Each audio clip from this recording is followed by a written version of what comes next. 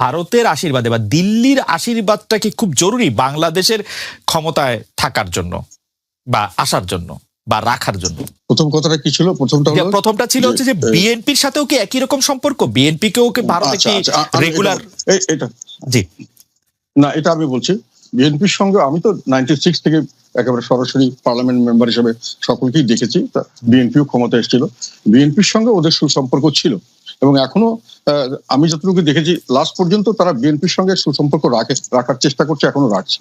তাদের একটা কনসার্ন আছে এখানে এই দেশে, তাদের সিকিউরিটি কনসার্ন। তাদের অফিসিয়ালি যেটা আমাকে জানিয়েছে বা আমাদেরকে সবসময় প্রায় অপেনলি তারা বলেন যে বাংলাদেশ তাদের এত ক্লোজ নেইবার এবং সেখানে যদি আমরা এরকম কোনো দল আসে বা যারা রাজনীতিতে আমাদের বিপক্ষে অবস্থান নেবে সেটা আমাদের জন্য ক্ষতিকারক হয় ফ্রম দ্য সিকিউরিটি পার্সপেক্টিভ। ওই জন্য তারা চায় যে এমন গভর্নমেন্ট আসুক যারা অন্তত পক্ষে এইসব বিষয়ে আমরা নিশ্চিন্ত থাকতে পারি যে ওখান থেকে আমাদের ইনফিল্ট্রেশন হবে না, যেটা আগে হয়েছে। যেহেতু উলফার ব্যাপারে তারা অনেক সময় ডিস্টার্ব ছিল, তো এইসব কারণে তারা চাচ্ছিল এবং তারা বিএনপির সঙ্গেও এগুলো ব্যাপারে বিভিন্ন সময় আলাপ করেছিল এবং আমার জানা মতে বিএনপিও অনেক ক্ষেত্রে তাদের সাথে এগুলো ব্যাপারে একমত হয়েছিলেন। কিন্তু পরবর্তীকালে যে কোনো কারণে হোক সেই বিশ্বাসযোগ্যতাটা ভেঙে গেছে কোনো কারণে। এটা ওনারা ভালো বলতে পারবেন। এটার ব্যাপারে আমি ডিটেলটা আমি ওনাদের ব্যাপার কেন হয়েছে কি হয়েছে আমি জানি না। ওনারা ভালো সম্পর্ক এখন রাখছেন কিনা বা আমাদের মতো তাদের একই সম্পর্ক কিনা সেটাও আমি জানি না।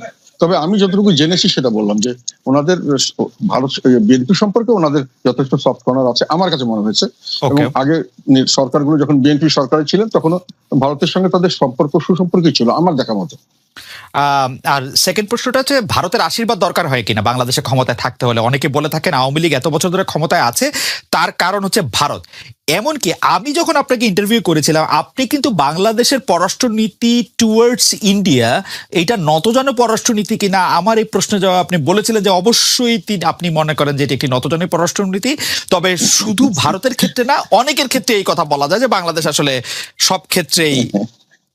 আপনি এখনো এরকমটা মনে করছেন কিনা যে ভারতের আশীর্বাদে আসলে আওয়ামী লীগ ক্ষমতায় আছে বা শেখ হাসিনা সরকার ক্ষমতায় আছে? আশীর্বাদ আমাদের আশেপাশে অনেক দেশের উপর আমরা অনেকভাবে ডিপেন্ডেন্ট, অনেক ক্ষেত্রেই এক একটা দেশের বিষয়ে আমরা এক একভাবে ডিপেন্ডেন্ট।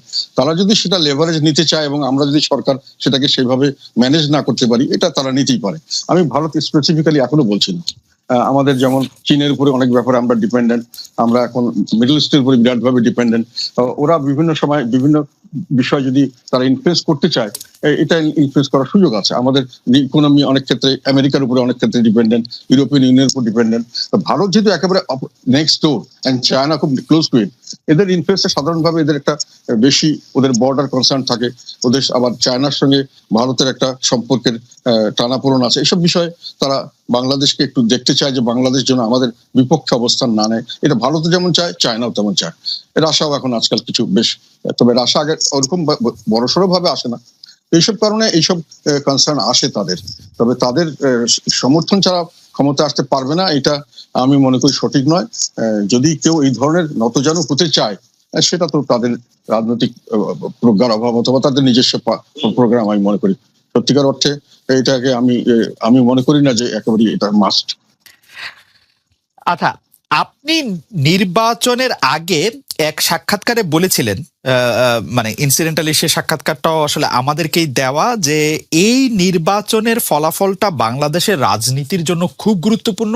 কারণ যারা এই রাজনীতিতে হারবে বা যে এই নির্বাচনে হারবে তাদের অস্তিত্ব থাকবে না, তারা রাজনৈতিক অস্তিত্ব হারাবে এবং যারা তাদেরকে সমর্থন করবে অর্থাৎ হারু পার্টিকে যারা সমর্থন করবে তারাও আসলে রাজনৈতিক অস্তিত্ব হারাবে।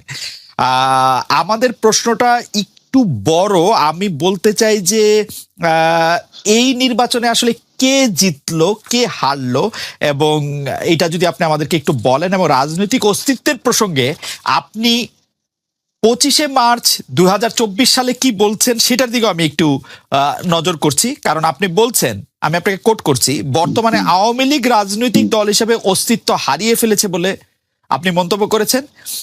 আপনি বলেছেন শুধু সরকার হিসাবে আওয়ামী লীগ ঠিক আছে, রাজনৈতিক দল হিসাবে আওয়ামী লীগের যে চরিত্র হওয়ার কথা তা থেকে তারা দূরে সরে গেছে, সামনের দিকে পাপেট অর্থাৎ পুতুল ছাড়া রাজনৈতিক দল থাকবে কিনা তা নিয়ে সন্দেহ সৃষ্টি হয়েছে।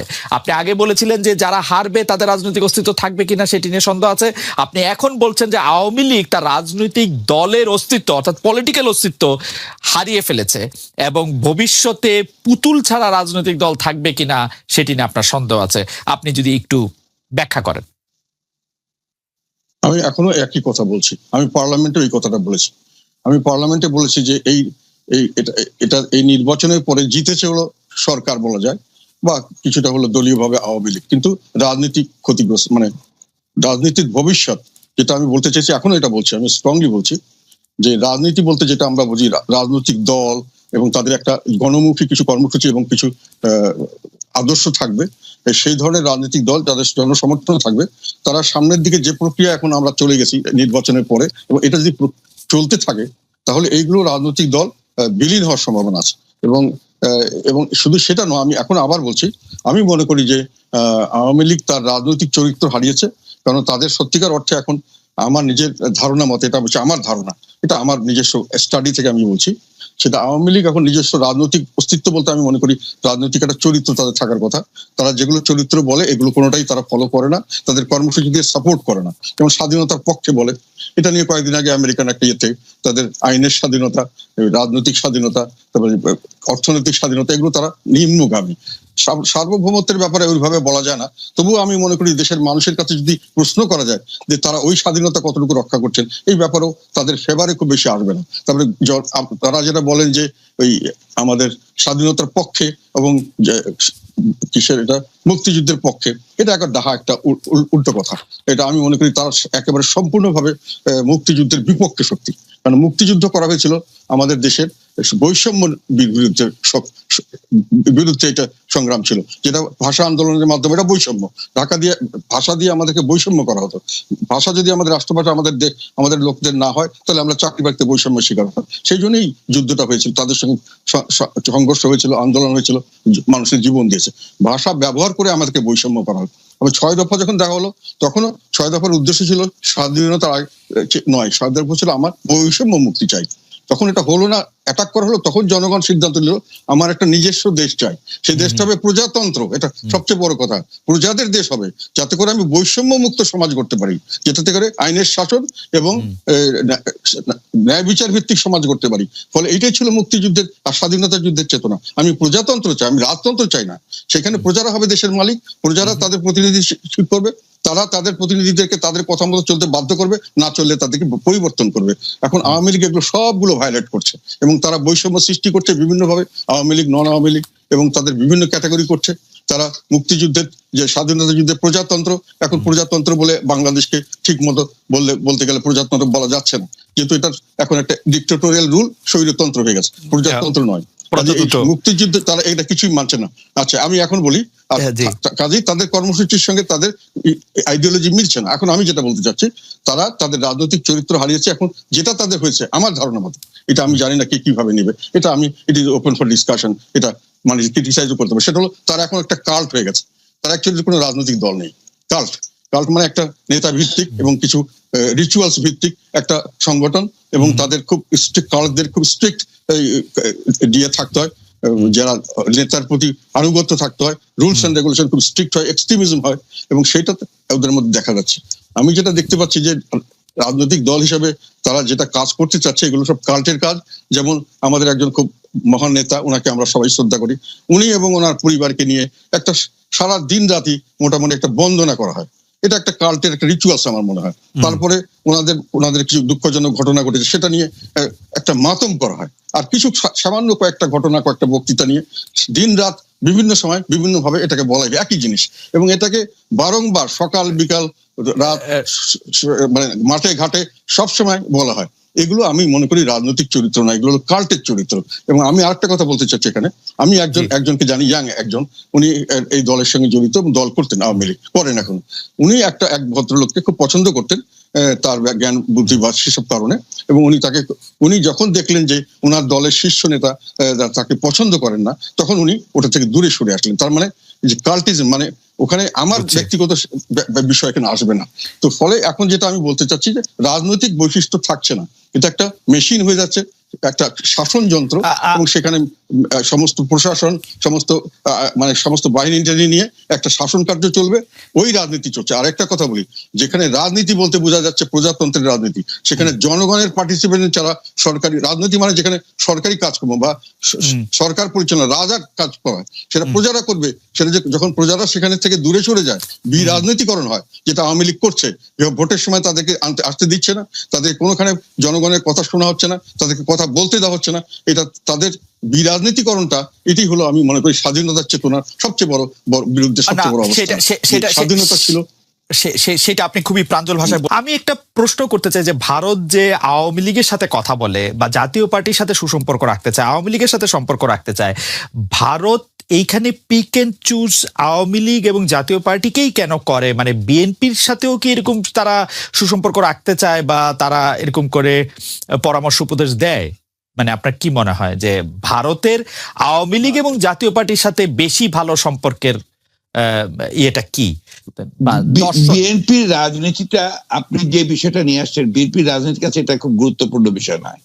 আমরা সবসময় যে কথাটা বলে এসেছি, এই মুহূর্তে আমাদের কাছে সবচেয়ে বড় যে ক্রাইসিস, সংকট হচ্ছে বাংলাদেশে গণতন্ত্র নেই, বাংলাদেশের ভোটাধিকার কেড়ে নেওয়া হয়েছে, বাংলাদেশের মানুষের যে কথা বলার স্বাধীনতা তা কেড়ে নেওয়া হয়েছে, বাংলাদেশের সংবাদপত্রের স্বাধীনতাকে কেড়ে নেওয়া হচ্ছে, বাংলাদেশে যে মৌলিক যে অধিকারগুলো, সেই অধিকারগুলো থেকে মানুষ বঞ্চিত হচ্ছে, মানবাধিকার লঙ্ঘন হচ্ছে চরমভাবে, এবং মানুষ ভোটের অধিকার সম্পূর্ণভাবে হারিয়ে ফেলেছে। সেই ক্ষেত্রে আমরা যদি আপনার ওই পুরনো বিষয়গুলো নিয়ে আলোচনা শুরু করি, তাহলে একটা শঙ্কা থেকে যায় যে মূল জায়গাটা থেকে আমরা দূরে সরে যাব, ডাইভার্সন হয়ে যাবে। সেই বিষয়গুলো নিয়ে আমি আজকে আপনার সঙ্গে কথা বলতে চাই না। আপনি যদি কন্টেম্পোরারি সমস্যাগুলো নিয়ে কথা বলেন, তাহলে আমি অত্যন্ত খুশি হব আপনার সঙ্গে কথা বলতে। ওকে, আচ্ছা ঠিক আছে। আমরা আসলে বিএনপি এবং আপনার রাজনীতি নিয়ে কথা বলতে গেলে প্রথমে যে বিষয়টি আমাদের ধারাবাহিকভাবে আমাদের মাথায় আসে সেটি হচ্ছে 2018 সালের নির্বাচনে ডক্টর কামাল হোসেন, আসম আব্দুর রব, মাহমুদুর রহমান মান্নার সঙ্গে জোট করেছিল বিএনপি। বলা হচ্ছে যে অবহেলা করা হয়েছিল 20 দলকে। রাজনৈতিক সিদ্ধান্ত হিসেবে আপনি এটিকে ভুল মনে করেন কিনা? যদি ভুল হয় তাহলে এর দায়িত্ব আসলে কার? এই বিষয়টা এখন অনেক পুরনো বিষয়, এই আলোচনার মধ্যে আসাটাকে আমি খুব আপনার সমীচীন মনে করি না। কারণ এখন অনেক চড়াই উতরাই পার হয়েছে, অনেক ঢেউ পার হয়েছে, অনেক পানি গড়িয়েছে।